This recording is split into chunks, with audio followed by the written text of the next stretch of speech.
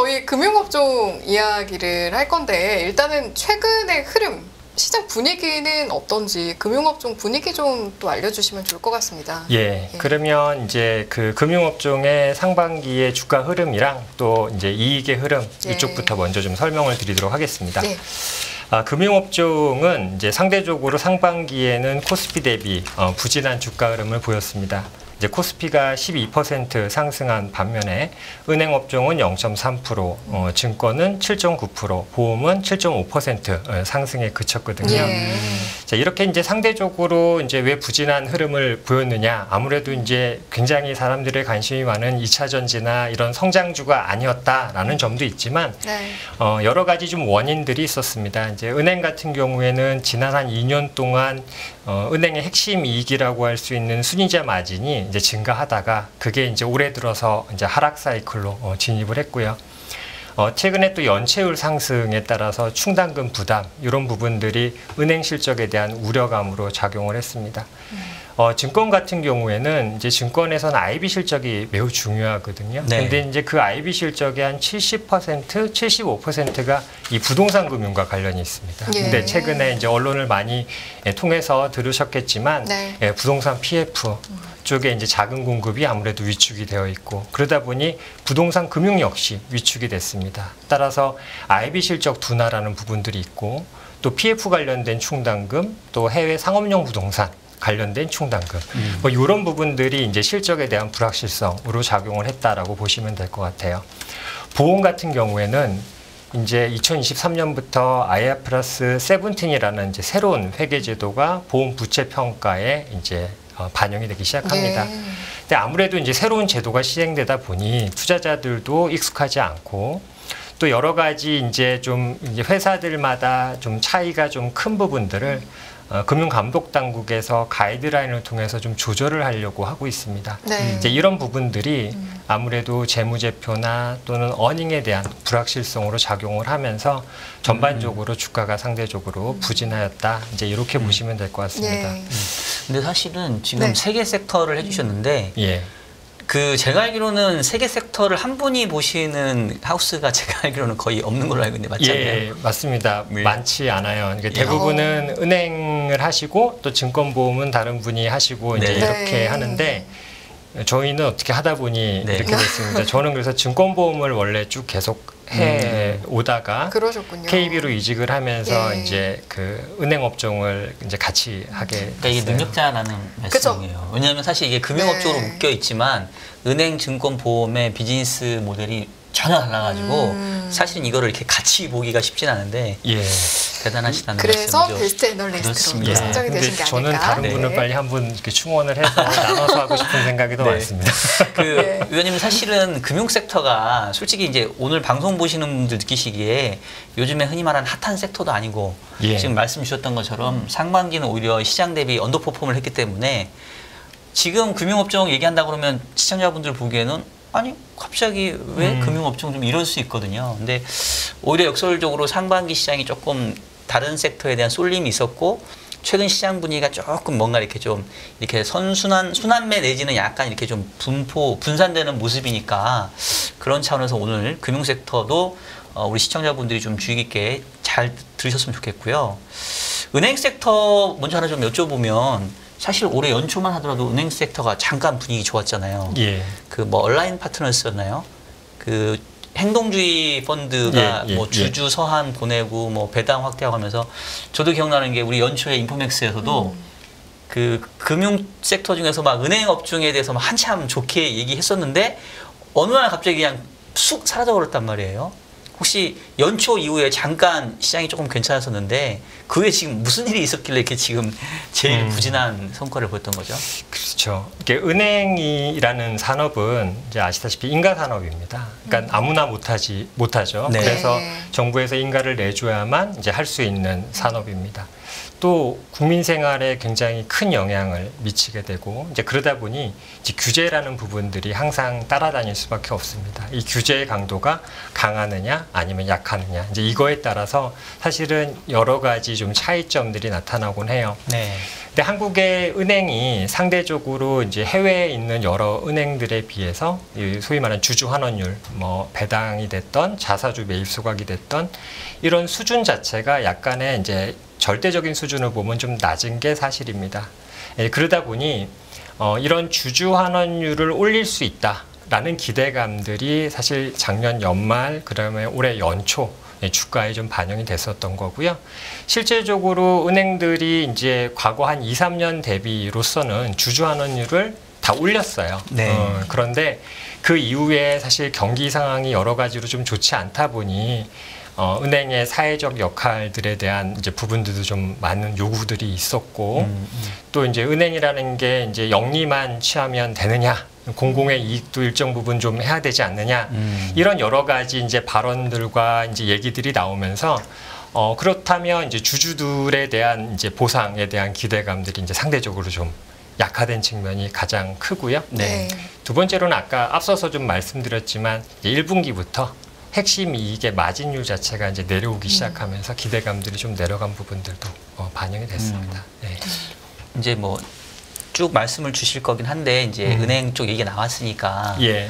사실 은행 업종 하면은 예. 이제 금리가 사실 제일 민감하잖아요. 그렇죠. 예. 금리 상승 구간에서 좀 그래도 수혜를 보는 업종이 금융 섹터 중에서도 또 은행 쪽인데 최근에 뭐 어쨌든 시장 금리는 좀 상승세인데 그럼에도 불구하고 아까 이제 순이자 마진이 좀 악화됐다고 하니까 약간 기본적으로 금리 상승기에 이 NIM이 좋아지는 경향이 있는 걸로 저는 알고 있는데 조금 예. 제 상식 갖고는 좀 안 맞아서 왜 그런 건지 좀 설명을. 지난 2년 동안 님은 순이자 마진은 계속 상승해 왔어요. 그러니까 네. 말씀하신 대로 금리가 올라가게 되면 은행의 순이자 마진율은 올라가게 됩니다.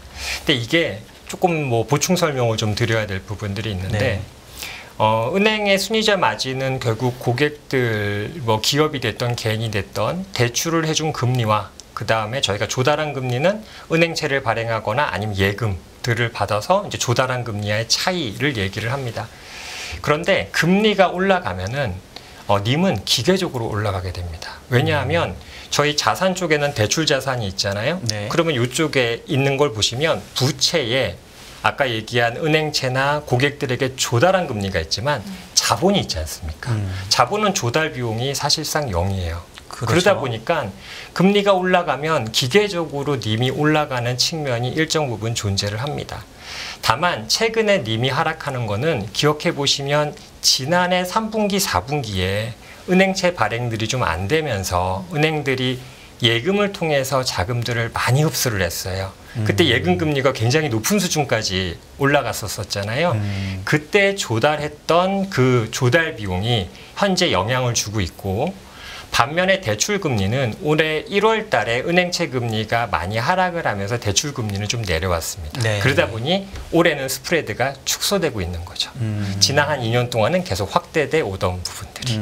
예, 그렇게 이해를 하시면 될 것 같습니다. 그러면 작년 연말께가 은행 쪽 비즈니스에는 가장 유리한 환경이었고 님 측면에서는 그 뒤로는 이제 약간 그렇죠. 조금 작년에 조달한 어떤 것들이 이제 있었구나. 반영이 슬슬 되고 있는 거죠.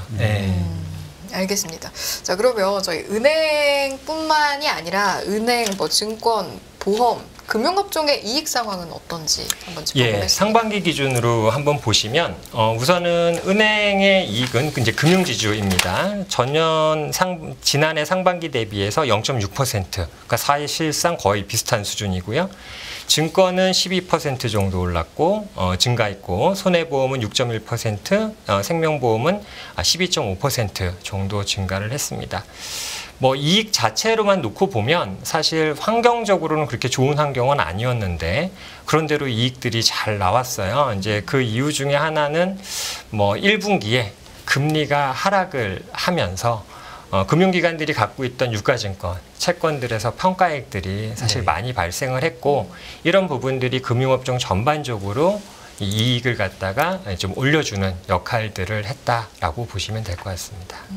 그런 부분들이 있었고. 근데 그 얘기 듣자마자 근데 사실 이제 저는 보험회사에서 자산운용을 하고 있는 입장이기 때문에 말씀하신 내용을 피부로 와닿으시는군요. 그렇죠. 아이고, 상반기에 뭐 1분기 상당히 평가이익도 많이 났고 또 매각 차익도 많이 거뒀는데 그 얘기는 지금 하반기 들어서는 시장 금리가 또 상승세로 다시 전환이 됐잖아요. 그렇죠.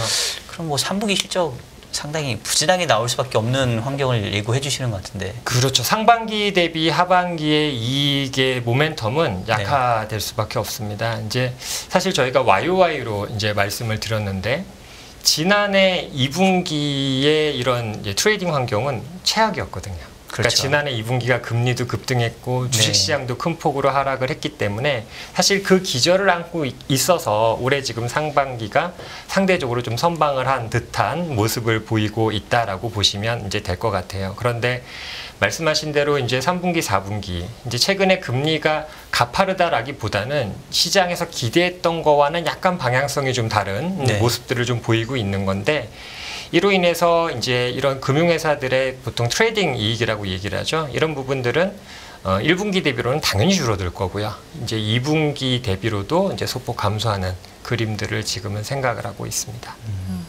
알겠습니다. 그러면 금융업종이 사실은 뭐 단순히 하나로만 드는 게 아니라 또 거기에 포함되는 것들이 많은데 그 선호, 우선순위를 좀 따지자면 어떻게 바라보고 계신지도 한번 여쭤볼까요? 예, 2023년에 저희가 이제 금융업종의 선호도는 우선은 보험업종을 가장 선호하고요. 그 다음에 이제 은행, 그 다음에 이제 증권 순입니다.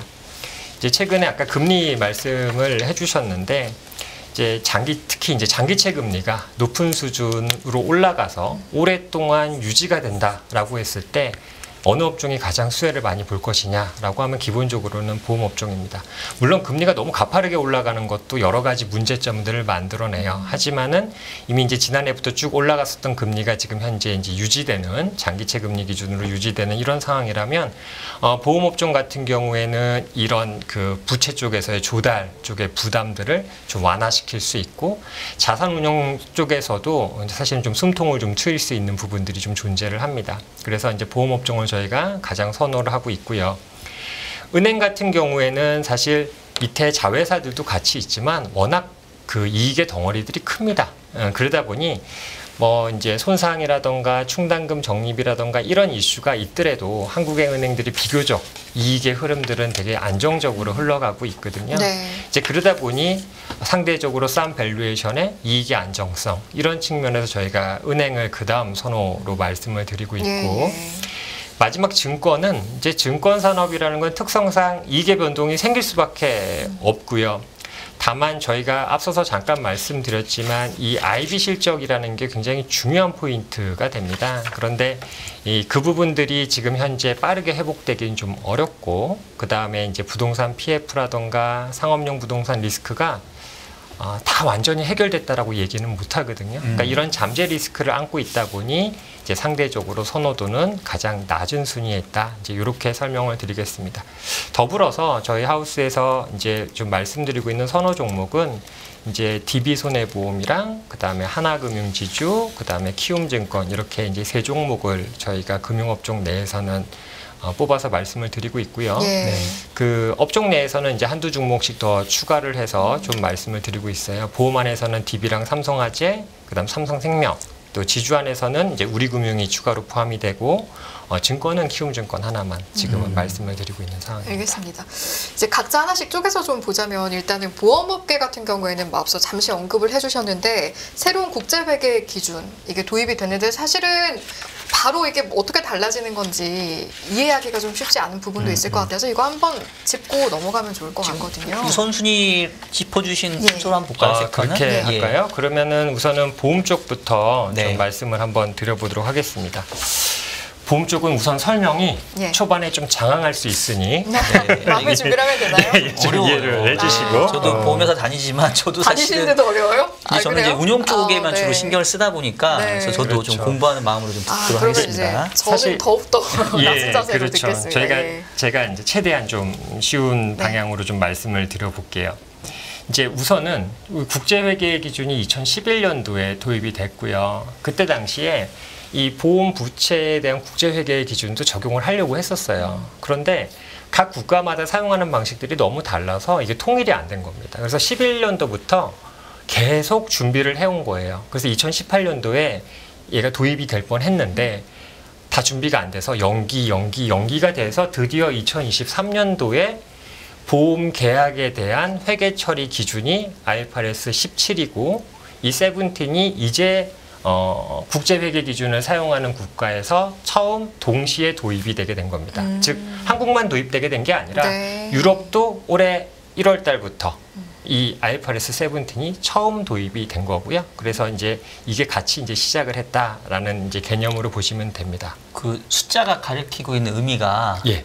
그러니까 9도 있고 뭐 17도 있잖아요. 그것도 예. 좀 설명해 주시면 제가 좋겠네요. 왜냐면 IFRS 17, 9 이러는데 그 숫자가 무슨 의미인지 잘 모르시는 그렇죠. 분들이니까. 그냥 이게 일렬 번호예요. 그쵸. 그러니까 예, 17이라는 거는 그 뭐 이제 회계 기준상 1, 2, 3, 4, 5, 6, 7 이렇게 나가는 것 중에 17번인 거고요. 그게 보험 계약에 대한 회계 처리 기준인 거고요. 9은 이 자산, 금융자산에 대한 회계 처리 기준입니다. 그러니까 저희가 예전에는 ISA 39를 쓰다가 이제는 IFRS 9을 쓰게 되면서 바뀌는 부분들이 있거든요. 근데 저희가 이제 통상적으로 그냥 9, 17 이렇게 말씀을 드리는 거고 그거는 그냥 IFRS 뒤에 붙어 있는 그냥 일렬 번호라고 생각을 그러니까 하시면 챕터 됩니다. 번호라고 생각하면 돼요. 예. 네, 궁금했던 부분입니다. 예. 예, 그러면 이제 좀 설명을 드릴게요. 네, 가시죠. 예, 보험 부채. 원래 예전에 보험 부채는 소위 말한 원가법이라는 걸로 측정을 했습니다. 원가법이라고 하는 건 뭐냐면 보험사가 보험 계약을 딱 판매를 했을 때 그 시점에 그 기준으로 해서 보험 부채를 측정을 하는 거예요. 그런데 이제 세븐틴이라는 걸로 바뀌게 되면 소위 우리가 이제 일반적으로 얘기해서 뭐 시가평가, 공정가치평가 얘기를 하는데 그건 뭐냐면 보험 부채를 지금 시장에서 관찰되는 금리와 같은 경제적 가정과 그 다음에 뭐 손해율, 보험계약이 얼마나 유지되냐, 유지율 같은 변화들을 보험 부채에 그대로 반영을 시켜서 다시 재산출을 하게 됩니다. 그래서 이제 지금 현재 시장에서 관찰되는 경제적 그리고 계리적 가정을 반영시켜서 산출하는 방식이다라고 생각을 하시면 돼요. 예. 그런데 용어 자체가 신기한 게 있어요. CSM이 있고 RA가 있고 뭐 벨이 있고 이렇게 이제 바뀌게 됩니다. 아하. CSM은 보험 계약 서비스 마진이고요. 예. RA는 위험 조정이고 벨은 보험 부채 채선 추정치라는 개념인데 보험 부채 채선 추정치. 채선 추정치. 예. 쉽게 설명을 드리면 저희가 한 보험사가 보험 계약을 팔았어요. 예. 그러면 그 보험 계약에서 생길 수 있는 이익을 우리가 예상을 하고 팔았겠죠. 네. 그런데 저희가 보험을 딱 팔고 나서 한 달이 지났는데 이 보험 계약의 이익이 확정이 됐을까요? 확정이 안 됐죠. 왜냐하면 이분이 향후에 얼마나 병원을 자주 가실지 뭐 이거는 보험 계약이 끝나야만 알 수 있는 네, 거잖아요. 네. 그렇죠. 그래서 보험 상품을 처음 만들 때 이 계약자분이 통계적으로 어느 정도 병원을 가시고 얼만큼 의료비를 청구하시고 또 언제쯤 사망을 하시고를 가지고 보험료를 책정을 합니다.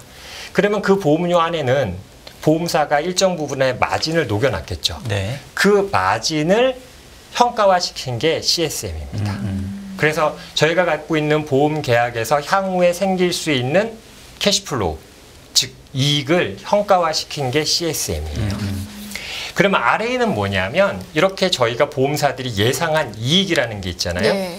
그런데 세상 일이 그렇지만 정확하게 예측할 수가 없죠. 그렇죠. 특히 이제 이건 사회과학이니까 따라서 일정 부분의 확률 분포로 이런 손해율이라던가 여러 가지 보험금 지급 또는 청구와 관련돼 있는 부분들이 변화가 될 수는 있어요. 그래서 일정 부분의 이 변화 부분들을 RA라고 하는 리스크 어저스트먼트로 저희가 버퍼를 만들어 둔다라고 생각을 네. 하시면 됩니다. 그래서 보험사가 예상되는 미래 이익은 CS과 RA의 합. 다만 RA는 경상적으로 일반적으로 보험금 청구가 좀 많을 수도 있고 좀 적을 수도 할 수 있는데 이건 이상한 게 아니라 경상적으로 생길 수 있는 변동성 부분들을 버퍼로 잡아놨다라고 보시면 됩니다. 그럼 버퍼라 하면은 플러스 마이너스 레인지인가요? 아니면 그냥 무조건 좀 빠지는 쪽으로 보시고 보는 우선은 건가요? 잡아놓고 네. 그 다음에 이제 보험금 청구가 줄어들게, 그러니까 생각보다 적게 나타나게 되면 변동성이 줄어들게 되면 RA가 줄어들면서 이게 이제 CSM 쪽으로 넘어가게 되는 거죠. 이건 플러스 마이너스가 그 안쪽에서 0을 네네. 기준으로 플러스와 네. 마이너스가 같이 포함이 되어 있다라고 보시면 됩니다. 잠깐 좀 추가 설명을 드리면 이제 저희 시청자분들께 드리는 말씀인데 아무래도 이제 상반기가 금융 섹터가 조금 부진했기 때문에 네. 혹시나 하반기 시장이 상반기와 조금 다른 형태로 뭐 상반기는 이제 특정 섹터 위주로 이렇게 좀 쏠렸다면 하반기는 조금 다른 모습이 나타난다면 그런 차원에서 제가 봤을 때는 좀 투자의 대안이 될 수도 있거든요. 그래서 이제 그런 측면에서 좀 관심을 갖고 들어주셨으면 좋겠고 특히 보험 섹터는 이제 최선호 섹터로 보셨는데 요즘에 이 CSM 때문에 보험회사의 그 이익이 되게 높게 이제 네. 추산이 돼요. 이렇게. 예. 그래서 이거를 얼마만큼이나 이제 이해를 해서 이 시장에 반영시킬 건지가 되게 중요한 거라서 오늘 조금 어렵더라 하더라도 위원님 오셨으니까 여러분 잘 들으시면 도움이 많이 되실 것 같습니다. 예, 이게 뭐 사실 보험업종은 네. 매니저분들도 힘들어 하세요. 왜냐하면 용어들도 다르고. 네. 근데 이제 그 대신에 이게 사이클이 좀 깁니다. 따라서 이제 빨리빨리 움직이는 섹터는 이 종목, 이 업종을 사야지라고 했을 때 순간 놓치고 기회가 또 잘 안 오고 할 수 있겠지만 보험은 사이클이 길기 때문에 좀 천천히 투자를 하시는 분들한테도 좋고 또 단기가 아닌 장기의 어떤 투자 흐름을 가지고 투자하심에 있어서도 상당히 괜찮은 업종입니다. 네. 그런데 이 내용을 보시면 알겠지만 초기에 이해하시기가 좀 어려워서 그렇지 어느 정도의 구조만 좀 이해하고 이제 보시게 되면 상대적으로는 굉장히 이제 투자를 하심에 있어서 좋은 툴 하나가 생긴다라고 이제 생각을 하셔도 될 것 같아요. 예. 마지막으로 벨을 하나 더 설명을 드릴게요. 네네, 좋습니다. 벨 같은 경우에는 쉽게 얘기해서 들어올 돈과 나갈 돈의 차이입니다. 무슨 말이냐면 저희가 고객한테 매달 100만 원씩 보험료를 받았어요. 그러면 만기가 되거나 이제 해지를 할 때 되면 고객한테 돌려드려야 될 거잖아요. 그럼 그 돈 어디다 둡니까? 이 부채에 쌓아놔야 되죠. 그래서 저희가 이제 고객한테 드릴 돈과 들어올 돈의 차이만큼이 이 벨에 잡혀 있다라고 보시면 될 것 같습니다. 그래서 저희가 이제 부채를 이렇게 설명을 드렸고요. 자, 요거는 아까 이제 말씀드린 거를 조금 손익계산서 형태로 해서 간단히 좀 설명을 드릴게요. 예. 저희가 아까 부채의 CSM이라는 걸 잡아놨고 그게 미래의 이익이라고 말씀을 드렸잖아요. 그러면 1년이 지나면 그 미래의 이익 중에 한 칸이 실현이 됐잖아요. 그렇죠. 그 CSM이 상각되는 게 이 보험 수익의 맨 윗단에 들어갑니다. 또 아까 RA라고 하는 것도 현가화 시켜놓은 거잖아요. 1년이 지나면 현실화 됐으니까 그거 또 떼와서 우리가 이익으로 인식을 하는 게 RA 상각입니다. 그러면 CSM 상각이랑 RA 변동이라고 하면 뭔가요? 우리가 보험사들이 산수를 통해서 계산을 해놓은 거죠. 그럼 실제랑 차이가 날 수가 있겠죠. 그렇죠. 예. 그 산수로 계산해 놓은 거랑 실제와의 차이가 바로 예실차라고 얘기를 하는데 그게 여기 보시면 예상보험금과 사업비와 실제 보험금과 사업비의 차이를 저희가 예실차라고 합니다. 말 그대로 예상과 실제의 차이. 예, 맞습니다. 그 앞자만 떼어놓은 거예요. 줄임말이네요. 예, 네. 예실차. 자, 그렇게 되고 나면 이제 사실상 큰 덩어리의 보험이익은 끝난 거예요. 예. 그리고 이제 투자 쪽에서 투자 이익과 그 다음에 비용이 반영이 돼서 단기 순이익이 나오게 됩니다. 자, 여기서 이제 하나만 더 설명을 드리면 예전에는 보험사 재무제표에 보험사들이 고객들에게 보험을 판매하고 얼마나 이자 비용 부담을 하고 있는지가 재무제표에 표시가 안 됐어요. 그런데 이제는 이 금융손익 안에 보험금융손익을 보게 되면 이렇게 보험사들이 얼마나 이자 부담을 하고 있는지가 나타나게 됩니다. 그러면 이 이자 부담과 보험사들이 그 고객한테 받은 돈을 가지고 운영해서 생기는 수익, 그 차이만큼이 이제 보험사의 이익이 되겠죠. 조달 비용이 높으면 거기서 이익이 잘 안 날 것이고 네. 조달 비용이 낮으면 상대적으로 좀 이익을 내기가 편하겠죠. 그래서 보험사의 이제 재무제표를 보심에 있어서 이제 손익은 이제 첫 번째로는 이 회사가 보험계약을 얼마나 이제 잘 팔아서 즉 마진이 높은 계약을 팔아서 이 CSM 부채에 얼마나 확보를 했느냐가 이제 첫 번째 포인트가 될 겁니다. 왜냐하면 네. 이게 상각이 돼야지 상각이 되면서 이익으로 떨어질 거니까. 네. 네. 두 번째로는 이 회사들이 방금 산수를 통해서 계산을 해놨다 그랬잖아요. 그럼 얼마나 산수를 잘했는지를 알아야 되겠죠. 네. 그게 예실차입니다. 가정과 이제 실제로 나가는 보험금과의 차이. 그래서 예실차 관리가 잘 되는 회사는 네. 이 회사가 향후에 나갈 돈들을 잘 계산을 해놨구나. 그럼 이 회사의 재무제표를 우리가 많이 신뢰해도 되겠구나 라고 생각을 할 수 있겠죠. 그렇겠네요. 네. 그리고 마지막으로 이제 투자 쪽 이익들을 보시면 될 것 같아요. 그러니까 지금 말씀 중에 처음 얘기해 준 게 사업비차. 예. 우리 전문 용어로 얘기하면 비차라고 하는 사업비차고 두 번째가 예실차고.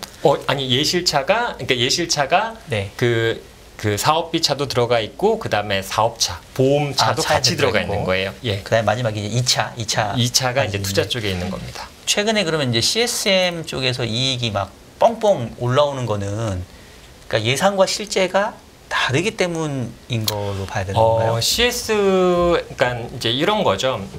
사실 요거의 좀 배경을 좀 말씀을 드릴게요. 네. 아까 말씀드렸듯이 유럽도 이 세븐틴을 같이 시행을 하는데 예. 유럽에서 있는 보험사들은 그 전을 저희가 IFRS 4라고 얘기를 하거든요. 이제 과거와 세븐틴 적용하고 이익의 차이가 그렇게 크질 않았어요. 네. 근데 한국은 유독 이게 좀 크게 이제 잡히는 거거든요. 이제 네. 그러다 보니까 여러 가지 이제 노이즈들이 나오게 됐죠. 회사는 똑같은데 왜 이익이 늘어부터 그러니까. 시작을 해서. 네. 근데 이제 그 과정들을 좀 보실 필요는 있어요. 이제 첫 번째 이유는 뭐냐면 유럽은 2016년도에 솔벤시 2라고 하는 이제 시가 기준의 지급 여력 제도를 먼저 시행을 했습니다. 그러니까 지금 저희가 킥스라고 얘기하는 이제 보험사들이 얼마나 고객 돈을 잘 지급할 수 있어 그런 여력이 있어라는 지표예요. 네. 근데 그것들을 갖다가 2016년도에 선제적으로 유럽은 도입을 하는 바람에 보험 계약의 어떤 구성이라던가 이런 부분들이 2016년 이후에 계속 바뀌어 왔습니다. 그래서 실제로 세븐틴으로 넘어갔을 때의 그 차이가 좁혀진 측면이 하나가 있고요. 두 번째로는 현행, 즉 옛날 IFRS 4 기준의 회계 제도가 유럽과 한국이 동일하지 않았어요. 그러니까 기준점이 다른데 네. 왜 지금의 증가율이 달러라고 설명을 하는 건 오히려 더 이상할 수가 있는 겁니다. 예를 들어서 한국의 보험 제도에서 과거에 좀 불합리했었던 점은 뭐가 있었냐면 보험사들이 새로운 보험 상품을 고객들에게 판매를 해요. 그러면 향후에 이익이 들어올 거잖아요. 그죠? 신계약을 많이 판매하면. 그런데 옛날 회계제도에서는 신계약을 파면 이익이 줄어듭니다. 왜냐하면 단기적으로 그 비용들을 모두 다 반영을 하고 7년 동안 그 비용을 반영하게 되니까 이익을 인식하는 곡선이 초기에는 보험 판매를 하면 쭉 적자. 그러니까 마이너스 항목들이 찍히다가 네. 7년이 지나면서 이익이 확 증가하는 이런 구조를 갖고 있었어요. 사실 이것도 회사의 본질을 정확하게 보여주는 회계제도는 아니었거든요. 그렇죠. 그런데 이제 그 부분들이 지금 세븐틴이 되면서 매년 동일하게 비슷한 규모로 인식하는 걸로 바뀌니까 이 초기의 차이가 한 번에 크게 반영된 효과가 가장 큽니다. 그리고 이제 두 번째로는 이제 할인율이 좀 높아요. 한국이 지금 현재 적용되고 있는 할인율이. 네. 그로 인해서 부채가 좀 적게 평가가 됐고 그로 인해서 어닝들이 조금 더 많이 보이는 모습들은 존재를 합니다. 예. 알겠습니다. 사실 조금 어려운 얘기예요. 쉽지 않아요. 이게 쉽게 예. 이해하기가 쉽지 않아서 지금 저희 채팅창에도 조금 내용이 좀 어렵다고 하고 있는데 예. 네. 조금 뭐 이렇게 나중에 좀 찾아보시는 것도 좀 필요할 것 같고요. 그래도 진입 장벽에서 어느 정도 이제 발 디딤판을 마련해 주신 느낌이어가지고요. 그래도 정말 최대한 네. 설명을 너무 잘 해주고 계시는 것 같습니다. 네, 감사하게 생각하고 있습니다. 네. 자, 이제 저희가 최선호 종목에서 보험, 금융지주, 증권 이래서 예. 이제 그 순서대로 한번 여쭤보면 어떨까 싶은데 혹시 보험에 있어서 더 덧붙이고 싶으신 내용이 있으실까요? 우선은 이 부분들이 남아 있습니다. 예. 좀 몇 가지만 좀 설명을 예. 좀 추가로 드리고 네. 좀 넘어가도록 할게요. 네. 우선 말씀하신 대로 보험사 이익이 지난해 대비 많이 증가했습니다. 네. 물론 이제 IFRS 17이 도입되면서 나타난 이제 현상들이기도 하죠. 그런데 보험사의 지급 여력 비율은 절대 수준이라는 게 이제 제도가 바뀌면서 좀 차이는 나지만 기본적인 레벨 자체들이 크게 흔들리지는 않았어요. 특히 이제 상위에 이제 건전한 또 그러면 이제 규모가 좀 큰 회사들은 따라서 지금은 이제 감독 당국에서 이런 CSM이라던가 여러 가지 이제 회계 처리 기준에 좀 짜잘한 좀 이렇게 서로 균형이 안 맞는 부분들을 균형을 좀 맞춰서 가이드라인을 이제 제시를 했고 요게 이제 3분기 재무제표에 반영이 됩니다. 그러면 1차적으로 보험사 재무제표와 관련되어 있는 불확실성이 이제 줄어들게 될 거고 그렇게 되면 이제 두 번째 단계로 넘어가게 됩니다. 이 이익을 주주들에게 얼마나 배분할 수 있을까? 즉 배당 성향인 거죠. 예. 그러면 배당 성향이 이제 과거와 이제 새로운 제도에서 아직은 어떻게 바뀔지 회사들이 명확하게 제시를 하고 있지는 않은 상황이에요. 그런데 3분기 때에 이렇게 회계 제도가 확정이 되고 나면 그리고 이제 킥스 비율이라는 지급 여력 비율도 그러면 픽스가 되는 거죠. 자, 그렇게 되고 나면 보험사들은 주주들에게 올해 이익 번 것 중에 얼만큼을 배분할 수 있을 것 같아요 라는 이제 가이드를 일정 부분 제시할 수 있을 겁니다. 그렇게 되면 지금 보험사들의 늘어난 어닝 중에 이제 주주들의 목들이 어느 정도 기대가 되기 시작을 하면 결국에는 배당 수익률 측면에서 매력도가 많이 올라갈 수 있습니다. 네. 따라서 지금 현재 보험업종은 그냥 연초 대비해서 올라간 건 있지만 아직 실질적으로 이런 이제 배당에 대한 불확실성과 재무제표에 대한 불확실성이 주가에 반영되어 있는 상황이기 때문에 이런 부분들이 해소되는 단계에서 주가 측면에서는 부정적보다는 긍정적인 영향들을 받을 가능성이 훨씬 높다. 이렇게 저희는 생각을 하고 있고 그래서 보험업종은 저희가 가장 선호한다라고 말씀을 드리고 있습니다. 예. 최선호인 만큼 예. 거기에 해당하는 어떤 근거들을 말씀을 해주셨고요. 네. 그럼 그 다음으로 이제 선호한다고 말씀해주신 게 금융지수 은행이었습니다. 은행 이야기 예. 한번 들으러 가볼까요? 예. 은행 쪽에 이제 상반기 이익을 한번 보실까요? 그러면 어느 항목들이 좀 좋아졌느냐를 보시면 예. 지난해 상반기 이익 대비 순이자 이익과 비이자 이익은 증가했는데 충당금 부담이 늘어나면서 이익들 자체는 지난해랑 비슷한 흐름들이 나왔어요. 예. 저희가 앞서서 말씀드렸지만 이제 지난해까지만 해도 님이 계속적으로 상승하는 흐름이었고 그래서 대출 성장이 조금 부진하여도 마진이 좋아지니까 은행의 이익들이 많이 증가할 수 있어. 이제 이런 거였었는데 이제 마진율 자체가 이제 하락하는 구간으로 진입을 하게 되니 이제 이런 부분들이 어닝 측면에서는 약간 부담 요인으로 작용을 하고 있는 상황입니다. 저희가 님과 대출 성장과 관련돼 있는 얘기부터 먼저 잠깐 해볼까요? 예, 예. 사실 과거에 한국의 원화 대출 성장률은 이런 GDP 성장률과 저희가 이제 비교를 해서 많이 봅니다. 네. 왜냐하면 명목적으로 물가가 올라가면 또 뭐 집값도 올라가게 되고 뭐 이런 부분들이 결국 대출의 이제 그 명목적인 금액과 유사한 궤를 그리기 때문입니다. 연쇄적으로 영향을 예. 받기 때문에 또 그렇게 그렇죠. 되나요? 그런데 2018년과 19년과 2020년 이 구간을 한번 보시면 예. 저희가 이제 GDP 성장률 대비 대출 증가율이 굉장히 높은 수준으로 나왔어요. 네. 그 과정에서 가계 대출도 굉장히 많이 늘어났었던 거고 그게 이제 부동산과 주담대가 많이 나갔던 예, 시즌인 그렇죠, 것 같아요. 그렇죠. 자 그러다 보니 지금 현재 이제 가계 대출과 관련돼서는 이제 은행들도 이제 약간 보수적인 태도로 지금 이제 접근을 하고 있고 예. 감독 당국도 그렇고 이제 그러다 보니 대출 증가율 자체는 올해 내년 그렇게 높지 않을 걸로 저희가 생각을 하고 있어요. 예.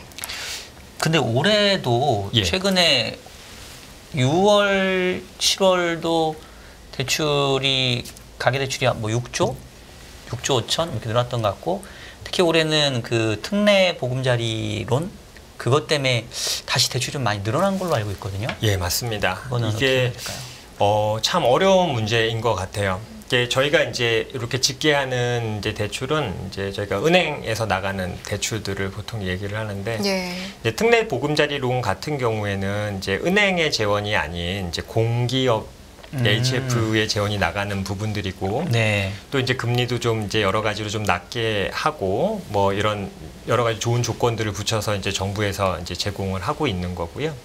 이제 그러다 보니까 은행의 대출 수요는 사실은 조금 더 부진한 상황이었죠. 아, 그러면 그게 은행의 자금의 원천이 은행이 아닌 건가요? 그렇죠. 이거는 이제 공기업에서 HF에서 이제 특례 보금자리 론을 한 거고 그 네. 창구 역할을 은행이 할 해준 수는 거다. 있지만 그 자체의 재원은 이제 그쪽에서 나가게 되는 거죠. 그럼 오히려 좀 구축 효과가 있을 수 있겠네요. 은행 자체의 은행 대출은 상대적으로 좀 여유에 있을 거 아니에요. 그렇죠, 그렇죠. 그래서 이제 그 전체적인 이제 정부 입장에서 가계대출을 관리하는 입장에서는 네네. 이 특례 보금자리 론 역시 가계대출이지만 은행업을 따로 띄워놓고 보는 입장에서는 요거는 이제 은행 대출이랑은 조금 차이가 있는 오히려 은행 대출의 수요를 일정 부분 이제 가져가는 네네. 이런 역할들을 하게 되는 거죠. 그래서 대출 성장과 관련돼 있는 부분들은 지금은 사실은 이제 좋은 상황은 아닙니다. 아니죠. 네. 예, 그나마 지난해 채권 시장이 굉장히 안 좋았잖아요. 네. 그러다 보니 기업들 중에 이제 대기업들이 보통은 이제 회사채를 발행해서 자금 조달을 하는데 금리가 막 올라가고 회사채 조달이 좀 이렇게 금리 때문에 좀 어려워지니까 은행 대출을 이용한 측면들이 좀 있어요. 그래서 그게 이제 은행 대출의 성장을 그나마 좀 버티게 만들어준 결과. 하지만 성장률은 높지 않다라는 이제 결과입니다. 네. 그리고 이제 마진을 보시면 이제 지난해 아까 말씀드렸듯이 2021년 1분기부터 이렇게 QOQ로 해서 님이 계속 올라갔어요. 그러다가 올해 1월 달에 1분기에 떨어지고 2분기에 떨어지고 3분기에도 하락을 할 거예요. 이렇게 아까 말씀드렸던 그런 조달 비용들의 상승 효과들이 현재 지금 반영이 되고 있다라고 보시면 될 것 같습니다. 네.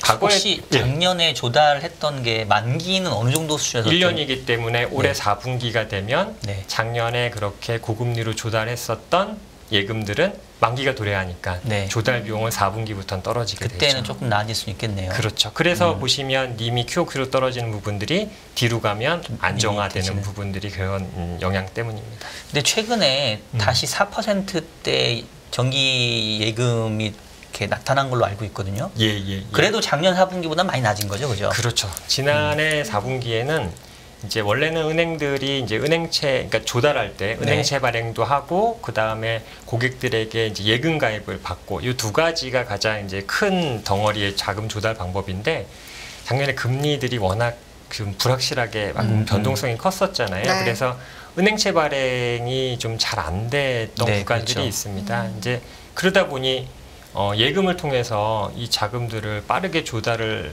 해야 됐고 그러다 보니 매우 높은 금리의 자금 조달 코스트가 발생을 했었던 거죠. 네네. 근데 지금의 이제 상황에서는 올해 하반기에 그게 반복되지는 않을 걸로 생각을 해요. 그러니까 반복되지 않는다라는 게 금리 레벨을 떠나서 작년과 같이 급하게 이렇게 경쟁적으로 예금을 통해서 꼭 조달을 해야 되는 그런 리스크는 반복되지는 않을 걸로 생각합니다. 작년엔 참고로 레오랜드 사태 이후에 자금 경색이 예. 있었기 때문에 그렇죠. 이제 어쩔 수 없이 고금리의 자금을 서로 끌어당겨야 되는 그런 이제 수요가 있었는데 올해는 뭐 같은 이벤트가 나타나지 않는다고 한다면 그렇죠. 네. 예. 그리고 이제 작년에 한 번 있었는데 네. 설마 또 반복되지는 않겠죠. 여러 가지 조치들을 좀 네. 미리 취하지 네. 않을까요? 네. 내년에 또 선거도 있고 예, 네. 그렇죠. 예.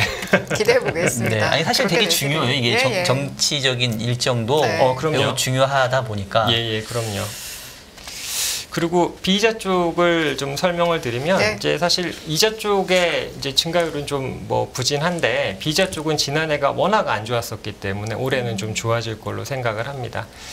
지난해보다는 이제 채권 금리 올라가는 폭도 이제 지난해 절대 수준 자체는 좀 적을 걸로 보고 있고 또 환율 효과 그 다음에 주식시장 부분들을 보게 되면 이 기타 비이자 쪽이 지난해가 정말 최악이었었거든요. 저희가 커버하고 있는 회사들 기준으로 해서 작년에 1.2조가 마이너스였어요. 근데 올해는 한 플러스 1.2조 정도를 보고 있고 특히 1분기에 상당히 호실적을 시현을 했죠. 그래서 네. 기타 비이자 쪽의 증가를 통해서 은행의 비이자 이익들은 올해 좀 회복이 될 것으로 생각을 하고 있습니다. 비이자 이익은 주로 어떤 쪽인 거죠? 구체적으로 비이자 이익은 설명해 두 가지로 구성이 되는데 하나는 수수료, 또 하나는 기타 비이자입니다. 수수료는 은행이 이제 펀드를 팔거나 보험을 팔거나 아니면 대출 관련돼 있는 수수료, 즉 수수료 베이스가 하나가 있고요. 네. 또 하나는 이제 그 운용을 하는 부분들이 있습니다. 그러니까 고객들에게 자금을 조달한 것들을 모두 다 대출로 해버릴 수도 있겠지만 네, 일정 네. 부분의 유동성들을 갖고 있는 경우들도 있거든요. 네. 그러면 이제 채권 이런 것들을 주식 등을 갖고 있고 거기서 생기는 이제 평가 손익, 그 다음에 처분 손익, 그 다음에 환율 관련돼 있는 익스포저에서 나오는 환평가 손익 등이 이제 이쪽에 반영이 됩니다. 그게 기타 비이자에 네. 속한다. 예, 그렇죠. 그러니까 참고로 시중은행에 가게 되면은 뭐 이름은 조금씩 다른데 뭐 자산운용실, 뭐 증권운용부 뭐 이런 식으로 해서 트레이딩 부서가 있잖아요. 그렇죠. 네, 거기서 예. 발생하는 네. 수익이 기타 비이자에 잡히는구나. 그렇죠. 예. 그리고 이게 그룹 금융지주 그룹으로 보고 있는 거니까 네네. 은행뿐만 아니라 밑에 이제 증권, 캐피탈, 카드 여기 있는 자산에서 생기는 부분들도 사실 연결단으로 다 들어가게 됩니다. 연결 재무제표로 잡힐 때 그게 그렇죠. 기타 비자 마진으로 그러니까 되는군요. 규모가 예. 이렇게 크게 잡히게 되는 거죠. 네. 1.2조이니까요. 조금 금액이 아니죠. 자, 그리고 저희가 이제 그 충당금 쪽을 한번 봐볼까요? 여기를 보시면 과거에도 이렇게 대출이 굉장히 활발하게 많이 되고 나면 그 이후에 이렇게 부실이 좀 늘어나는 경향들이 있었어요. 그렇죠. 네. 물론 이제 그 경기에 대한 과열 이후에 그 조정 과정에서 나타나는 현상일 수도 있고 또 하나를 놓고 보면 금리의 절대 수준도 영향을 미칩니다. 아무래도 저희가 대출을 받았는데 대출 금리가 올라가면 아무래도 이자를 내기 자꾸 더 어려워지잖아요. 그쵸? 그러다 보니까 지금 보시면 2018년부터 2020년까지 대출의 고성장. 그래서 사람들이 돈을 많이 빌렸고 근데 이제 금리는 올라갔으니까 네. 사실 돈을 빌린 사람들 입장에서는 연체를 할 가능성이 예전에 비해서는 높아진 게 사실이죠. 네. 그래서 최근에 놓고 보면 이렇게 연체율들이 올라가고 있는 상황입니다. 특히 가계 신용대출 많이 올라갔고요. 그 다음에 개인사업자, 중소기업 대출 이제 이런 쪽에 지금 연체율이 올라가고 있습니다. 그러네요. 저희가 이제 은행들이 이제 충당금이라는 걸 썼습니다. 이렇게 연체율이 올라가면 지금 당장 돈을 연체하신 분에 관련돼 있는 것도 쌌지만 이제 IFRS 9 아까 말씀드렸듯이 네. 그 기준에 따르면 미래에 생길 수 있는 그런 비용과 관련돼 있는 그것도 같이 반영을 하게 돼요. 경기에 대한 가정을 반영을 해서. 그래서 2020년 이후에 감독당국에서는 지금은 여러 가지 정부의 재정이라던가 이런 조치들로 인해서 연체율이 낮지만 어려우니 연체율이 향후에 올라갈 수 있어 이런 부분들을 강조하면서 네. 이 충당금을 쌓는 기준들을 계속 강화시켜 왔습니다. 그래서 2020년, 2021년, 2022년 심지어 올해까지 그래서 은행들이 추가 충당금이라고 해서 이렇게 실제 연체가 발생하지 않았음에도 불구하고 여러 가지 가정들을 바꿔서 추가적으로 충당금을 쌓아놓은 부분들이 존재를 합니다. 저희가 이제 2020년도에 1.3조였었고요. 그다음에 이제 작년에 1.6조. 올해도 지금 상반기에 2분기만 한 9천억 정도 쌓았거든요. 그러니까 이렇게 비용들을 선제적으로 지금은 적립을 해둔 상황이에요. 네. 이거는 이제 두 가지로 해석을 할 수 있습니다. 하나는 뭐냐면 이 충당금을 미래에 발생할 수 있는 리스크를 감안해서 쌓아둔 거예요. 그럼 만약에 저희 경기가 저희가 우려하는 거와 달리 잘 돌아서서 빨리 회복이 되고 돈을 빌리신 분들께서 잘 갚으실 수 있으면 이렇게 미리 비용 처리해 놓은 것들은 나중에 이익으로 환입이 되겠죠. 그리고 만약에 저희가 우려한 대로 경기가 계속 좀 어렵게 가서 이분들이 실제로 저희가 은행들이 예상한 대로 충당금 쌓아놓은 대로 이제 실제로 돈을 좀 제때에 이제 뭐 못 하신다면 이제 이런 것들이 비용 처리가 되겠죠. 그리고 은행은 사실 경기 민감주라고 보시는 게 맞아요. 그러니까 경기가 좋아지면 이런 충당금들이 환입될 수 있고 대출도 좋아질 수 있고 그렇죠. 그러면 또 이제 그 마진 자체도 그때는 회복이 될 수 있는 거거든요. 수요 자체가 많아지는 거기 때문에 따라서 이제 지금 경기에서는 은행주들이 당장 뭔가 딱 모멘텀이 생기기에는 아직은 조금 어려운 측면들이 존재를 합니다. 하지만 이제 경기라는 부분들에 대한 불확실성이 좀 완화되는 국면이 오게 되면 지금 밸류에이션은 굉장히 낮습니다. 그 배당 수익률이 지방은행 같은 경우는 거의 10% 가까이가 되고요. 시중은행들도 지금 놓고 보면 높은 애들이 8, 9%가 나옵니다. 물론 분기 배당을 해서 이제 각 1년치의 배당을 다 합쳐야 되지만 그거 외에도 자사주를 매입 소각을 해요. 그렇기 때문에 사실은 저희가 이제 주주들의 목이라는 측면에서 접근을 하면 주가는 굉장히 매력적인 수준에 있는 게 맞습니다. 그렇죠. 다만 아까 얘기한 이런 경기라는 부분의 불확실성이 지금 주가를 많이 눌러놓은 거기 때문에 경기에 대한 불확실성이 좀 해소된다라고 좀 생각을 하시거나 기대를 하신다면 그 시점에 은행주에 대해서 조금 더 긍정적으로 접근을 해보시면 상당히 매력적인 투자 수익을 거두실 수 있다. 그러면 이렇게 말씀을 너무 빨리 드립니다. 들어가는 것보다는 경기 불확실성이 해소되는 어떤 분기점이라고 판단할 만한 시기가 가까워졌을 때가 좀 적기라고 봐도 되겠네요. 그렇죠. 그때가 이제 단기적으로 투자했을 때는 가장 좋은 성과를 네. 낼 수 있는 건데 아시다시피 이제 그게 딱 어디다라고 얘기하기가 좀 어려운 그렇죠. 측면이 있겠죠. 예. 네. 다만 올해 연말이 넘어가면서부터는 아무래도 여러 가지 이런 부분들은 좀 완화되는 국면으로 넘어가기 때문에 저희가 좀 올해를 좀 넘기면 지금보다는 상황이 조금 더 좋아지지 않을까라는 생각들을 좀 가지고 있습니다. 요즘 은행 섹터 평균 PBR이 어느 정도 수준? 0.3 되나요? 지금 지방은행들이 0.2배. 3배도 안 되나요, 지금? 그 다음에 이제 시중은행들이 0.3배. 그리고 이제 시가총액이 좀 큰 은행인 뭐 KB나 신한 이런 게 이제 0.35배. 뭐 이런 정도라 글로벌리도 가장 쌉니다. PBR 밴드로 봤었을 때는 지금 제일 하단 그렇죠. 예, 있죠. 예. 그러니까 사실 그러니까 저평가로 따지면은 네. 늘 항상 이렇게까지 그렇죠. 예, 저평가가 없는데 근데 문제는 얘가 늘 저평가라서 좀 그렇긴 한데 네. 그 아까 이제 2018년, 19년, 20년도가 GDP 성장률 대비 대출 증가율이 더 높았던 시기 말씀 주셨잖아요.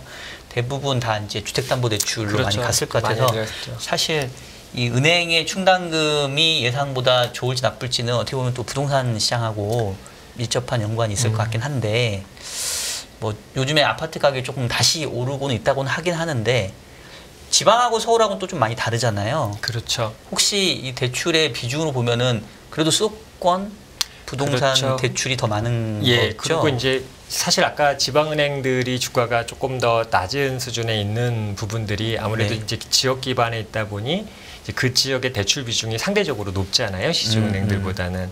그러니까 아까 말씀하셨듯이 이제 그런 익스포저에 노출되어 있는 빈도가 이제 조금 더 많을 수밖에 없고 네. 그게 이제 주가에는 조금 더 할인 요인으로 작용을 이제 하고 있는 상황인 거죠. 네. 그리고 하나만 더 여쭤볼게요. 아까 이제 연체율이 좀 높아지고 있다고 했는데 그러니까 우리가 대출의 구분이 5단계가 있잖아요. 그래서 그 고정 이하 쪽 예, 여신의 비율이 지금 어떻게 되고 있나요? 최근 좀 들어서 높아지고 있나요? 조금씩 올라오고 있어요. 그러니까 네네. 지난해 말부터 이쪽 부분들의 비율 자체는 네. 폭씩 증가하고 있습니다. 아직까지는 저희가 코로나 이전에 금리가 높았을 때 그 네. 수준과 비교해 보면 월등히 높다라고 평가한 정도는 아니에요. 그런데 문제는 최근에 트렌드가 올라가고 있는 트렌드 속에 있기 때문에 네. 은행들도 이제 그런 건전성 관리에 집중을 하고 있다라고 보시면 됩니다.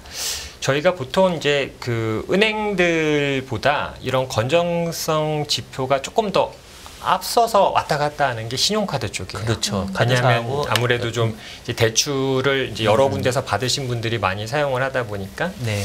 그런데 이제 신용카드의 연체율 자체는 뭐 2분기까지도 올라가고 있는 트렌드이긴 합니다. 그런데 이제 그 2개월 연체, 그러니까 우리가 3개월도 아닌 2개월 연체가 그거에 조금 더 앞선 부분들이거든요. 그렇죠. 요건 최근에 조금 안정화되고 있어요. 그래서 지금 하반기를 좀 봐야 되겠지만 연체 트렌드가 이제 상반기 대비 하반기에는 올라가는 속도가 좀 둔화되거나 어느 정도 수준에서 좀 안정화될 가능성에 대해서는 지금은 좀 기대를 하고 있는 상황입니다. 제주에 이제 그런 부실대출, 흔히 말하는 NPL 투자만 또 전문적으로 하는 친구들이 예. 있는데 올해 하반기하고 내년도가 NPL 시장에 아주 큰 장이 설 거다라고 해서 엄청 기대를 하고 있더라고요. 지금 이미 많이 늘어나고 있을 거예요. 네. 왜냐하면은 이제 그 정부에서 그 저축은행이라던가 여기 있는 부실 채권들을 갖다가 예전에는 이제 캔코에만 매각 이렇게 조치했었던 부분들을 지금 민간 NPL 회사로 확대시키고 하기 때문에 네. 이미 이제 그쪽 시장들 쪽으로는 지금 조금씩 늘어나고 있는 상황이다라고 보시면 될 것 같습니다. 그래서 그러니까 시작은 했는데 아직 그 원하는 그 수준까지 안 근데 왔다고. 너무 화랑이 되면 이제 이쪽은 굉장히 어려운데요. 예. 알겠습니다. 은행은 그 정도 하는 예, 거고요. 뭐 이야기하다 보니까 또 저희가 일부 마무리할 시간 10분 앞으로 다가와서 이제 증권은 속도감 있게 좀 나가보도록 예, 하겠습니다. 네, 하시죠. 예. 자, 증권 쪽을 보시면 저희가 이제 올해 상반기 이익을 보시면 트레이딩 이익이 큰 폭으로 증가했다. 그 다음에 IB 이익이 감소했다. 이 두 가지로 설명이 될 것 같고, 요 뒤에 기타 영업의 손익이 마이너스가 좀 보이실 텐데, 이게 대부분 이제 대손 충당금이나 투자 자산의 손상 차손과 관련되어 있다라고 보시면 될 것 같습니다. 예. 사실 1분기의 트레이딩 이익은 상반기의 트레이딩 이익은 1분기의 금리가 크게 떨어졌고, 특히 금융채 금리가 엄청 떨어졌어요. 지난해 4분기에 급등했었던 것만큼이 내려와 버린 그렇죠. 겁니다. 그래서 평가익들이 많이 잡힌 것이지 네. 정상적인 상황에서의 어닝보다는 지금 상반기 어닝이 약간 올라가 있는 상황이다라고 보시면 될 것 같아요. 작년에 까먹은 거 다시 회복한 그렇죠. 정도죠. 작년에 뭐. 4분기 때 까먹은 거 회복한 예. 거죠. 저희가 이제 중요하게 생각하고 있는 IB 수수료 이쪽만 좀 말씀을 드릴게요. 보시면 2015년 이후에 이렇게 높은 성장세를 계속 보여왔습니다. 2015년 이후에 증권사들의 뭐 초대형 IB, 종합금융투자회사 이런 라이센스들을 확보를 했고, 그러면서 업무 영역들이 확대가 됐어요. 특히 이제 부동산 금융 관련돼 있는 쪽으로 많이 집중을 했죠. 예. 그러다 보니 이렇게 IB 실적들이 큰 폭으로 성장을 해왔습니다. 그런데 저희가 이제 2023년부터 보시면 2022년에 떨어지고 줄고 2023년도에도 줄어드는 이런 모습인데, 예. 결국 이 IB 실적의 문제가 IB 실적의 약 70%가 부동산 금융이랑 연동이 되어 있어요. 예. 그러다 보니 지금 PF 쪽에 이제 새로운 딜들이 좀 안 생기고 하는 구간에서 증권사의 어닝이라는 부분들도 영향을 받을 수밖에 없고, 네. 또 이게 증권사의 어떤 그 전체적인 이익 레벨을 올리는 데 축입니다. IB 쪽이. 근데 이제 IB 쪽에 성장이 둔화되다 보니까, 성장이 둔화되면 멀티플이 떨어지잖아요. 그렇죠. 네. 예. 지금은 이제 증권 쪽이 딱 그 상황이에요. 반면에 지난해까지 해서 PF 대출을 유동화를 많이 시켜놨는데, 그쪽에서 지금 문제점들이 일정 부분씩 생기고 있거든요. 이제 그러면 충당금을 또 쌓아야 됩니다. 네. 이제 그런 부분들이 증권사의 실적에는 약간의 불확실성으로 작용을 하고 있다라고 보시면 될 것 같습니다. 이거를 또 좀 잘 넘겨야 됩니다. 예. 그렇겠네요. 그 사실은 증권사는 올해 뭐 상반기 장이 좋았으니까 예. 기본적으로 시장 좋을 때는 증권사 주가가 더 많이 좋았던 그런 이제 모습인데, 올해는 사실은 말씀하셨던 것처럼 여러 가지 이제 충당금 이슈 때문에 좀 그렇긴 했는데, 좀 궁금한 거는 작년에 그 레고랜드 사태 터지고 PF 관련된 이슈가 이제 부각됐을 때 대부분 그냥 만기 연장 형태로 좀 그냥 풀어졌던 것 같아요. 예. 근데 이제 PF도 PF고 브릿지 단에서 만기 연장이 뭐 6개월에서 한 1년 정도 이루어진 걸로 알고 있는데, 그게 사실은 올해 다 또 만기가 고스란히 도래하잖아요. 예. 이게 올해도 그냥 한 번 정도 더 만기 연장으로 갈 걸로 보시는지, 아니면 좀 뭔가 어느 정도 좀 수습이 되고 갈 걸로 보시는지. 우선은 지금 이거는 사실은 정부의 의지와 이제 시장에서 어느 정도 받아줄 수 있느냐, 이제 이런 것들이 같이 좀 봐야 되는데요. 네. 우선 정부는 이 부동산 PF 시장 연착륙과 관련돼서 여러 번 강력한 의지를 표명을 해놓은 상황이고요. 네.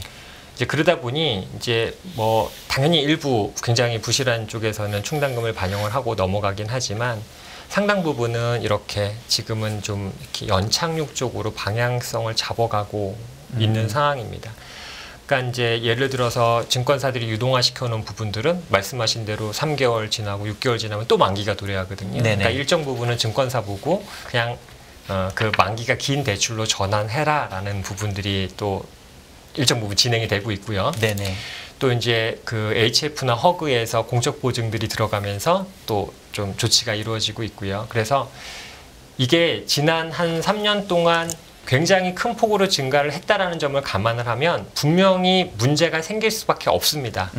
다만 그게 증권사의 실적 또는 이 부동산 PF 시장에 파괴적으로 영향을 미칠 정도냐, 네. 아니면 힘들지만 넘어갈 수 있을 정도냐라는 걸로 본다면, 지금의 정부 정책은 중국과 달리 연착륙 쪽으로 방향을 잡아가고 있는 것 같아요. 그래서 네. 아직까지는 그게 잘 진행이 되고 있습니다. 물론 이게 외부 환경 변수에 따라서 뭐 정부 의도대로 100% 된다라는 보장은 없잖아요. 네네. 그런데 아직까지는 지금은 정부에서 유도하는 대로 연착륙 작업들이 계속 진행이 되고 있습니다. 그리고 아까 얘기했던 것처럼 내년에 선거도 있고 해서 아니 사실 오늘 선거 이게 이야기 많이 하게 되는데요. 아니 왜냐하면 저희 네. 업계에서 솔직하게 얘기를 해요. 올해 뭔가를 터트리지는 않을 거다.